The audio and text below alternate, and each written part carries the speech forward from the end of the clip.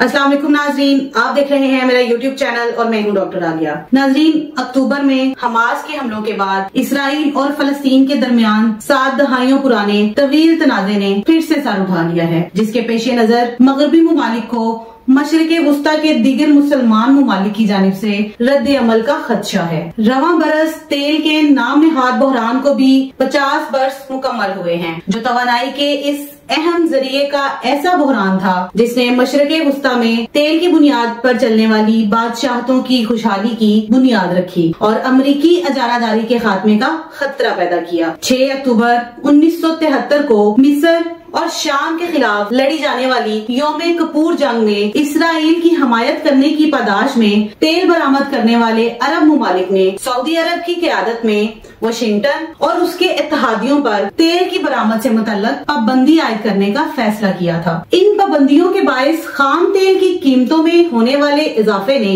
America और आलमी मईशतों को हिला कर रख दिया था। 6 अक्टूबर सन 1973 को मिस्र और शाम की क़यादत में अरब इत्तेहाद ने इसराइल पर यौमे कपूर के दौरान हमला किया। मिस्री सदर सादात और शामी हम मनसब असद 1967 की 6 रोजा जंग में इसराइल की जानिब से जेरे कब्जा इलाकों की वापसी चाहते थे। शाम और मिस्र के लिए मास्को से फौजी सामान आया तो निक्सन ने इसराइल के लिए अमरीकी फौजी सामान का ऐलान किया, जिसने अरब दुनिया को मुश्तल कर दिया। 11 रोज बाद तेल बरामद करने वाले अरब मुल्कों ने अपनी पैदावार रोक दी। अमेरिका, नीदरलैंड, पुर्तगाल और जनूबी अफ्रीका पर इसराइल की हमायत का इल्जाम लगाते हुए उन्हें तेल देने पर पाबंदी आयद कर दी। इसके लिए सऊदी अरब ने ओपेक में कलीदी किरदार अदा किया। इसकी वजह से अमेरिका ने तवील अरसे तक मुआशी, इलाकाई और सियासी नताइज भुगते। अमेरिका में इस पाबंदी के फौरी और तवील मुद्दती असरात बर्पा हुए। उस साल जुलाई में फी बैरल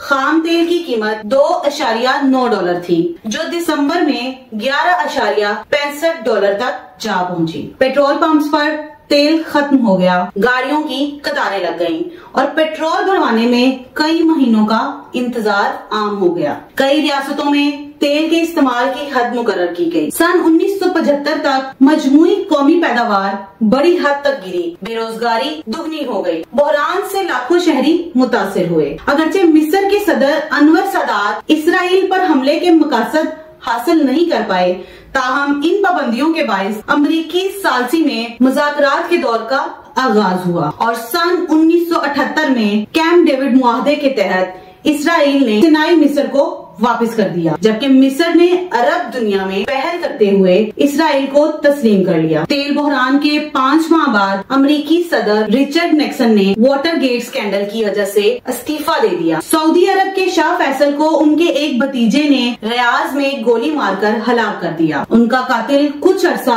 अमेरिका में रहाइश पजीर रहा था, जिसकी वजह से CIA के मुलव्वस होने के ना खत्म होने वाले शकूक पैदा हुए। ताहम तेल के इस बहरान के बाद से अमेरिका ने हमेशा सऊदी अरब के साथ ताल्लुकात बेहतर रखे हैं, जो ओपेक की जानिब से पैदावार में कमी लाने के मंसूबों पर एक ब्रेक का काम करता है, वरना तेल की कीमत और ज्यादा हो सकती है। नाजरीन, दरअसल अमेरिका और सऊदी अरब की दोस्ती भी इसी बहरान की वजह से है और हर अमेरिकी सदर ने सऊदियों से अच्छा ताल्लुक रखा ताकि तेल बहता रहे। दूसरी जानिब इस्लामी दुनिया में सऊदी अरब एक नई ताकत के तौर पर उभरा और रफ्ता रफ्ता ईरान के मुकाबले में आ खड़ा हुआ। 50 साल बाद आज सऊदी तेल कंपनी अरामको दुनिया में एप्पल के बाद दूसरी सबसे ज्यादा मालियत वाली कंपनी है, जिसका सालाना मुनाफा 2023 में $161 अरब था। मगर शायद अब मुसलमानों में वो गैरत बाकी नहीं बची, जिसके पेशे नजर ऐसी असरअंदाज होने वाली पाबंदियों के जरिए मगरब और गैर मुस्लिम कुव्वतों को जेर करके उम्मते मुसलमान बिल अमूम और फलस्तीनियों की बिलखसूस हमायत से गजा में जारी जुल्म को रोका जा सकता। नाजरीन, अब तक के लिए इतना ही। मिलते हैं एक नई वीडियो में, तब तक के लिए अल्लाह हाफिज।